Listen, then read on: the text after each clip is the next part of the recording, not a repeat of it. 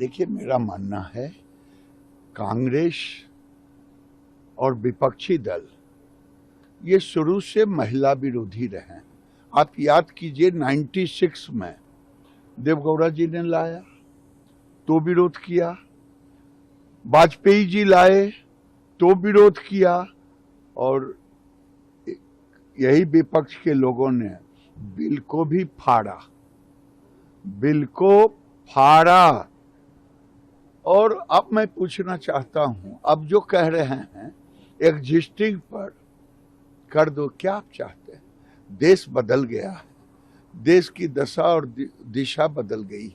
अगर आप देखोगे, आप देखेंगे तो जिस समय इंदिरा गांधी ने फ्रीज की उसमें क्या था, 56 करोड़ 60 करोड़ 62 करोड़ जनसंख्या थी। आज 147 करोड़ जनसंख्या हो गया।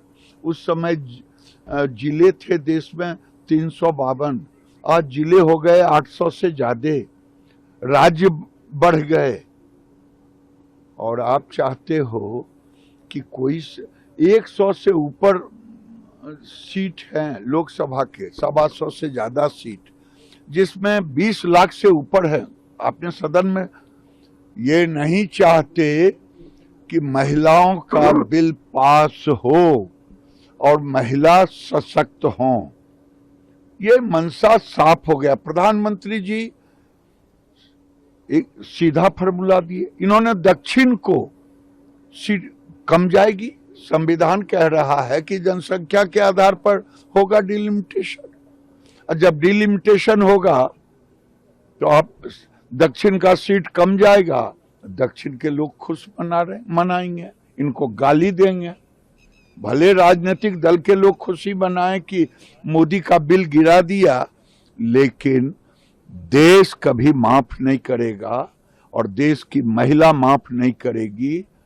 और एनडीए के लोग गांव-गांव जाकर के अब महिलाओं को भी दादा, एक चीज हमने कल देखा कि राहुल गांधी ने फिर एक बार कहा कि प्रधानमंत्री जादूगर है।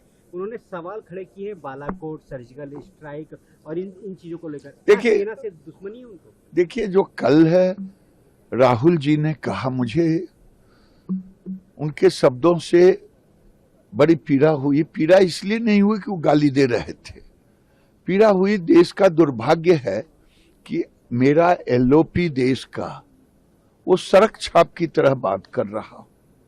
मैं सड़क छाप कह नहीं सकता उनको। आप किसको कह रहे हैं? आप सेना को गाली दे रहे हैं? आप क्या कह रहे हैं? जो पाकिस्तान बोलता है वो कह रहे हैं।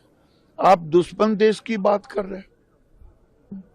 कल राहुल गांधी केवल पीएम को गाली नहीं दिया, बल्कि पाकिस्तान की भाषा बोल रहे थे। बालाकोट पर, सिंदूर पर, ऑपरेशन सिंदूर पर जो पाकिस्तान बोल रहा था वही बात।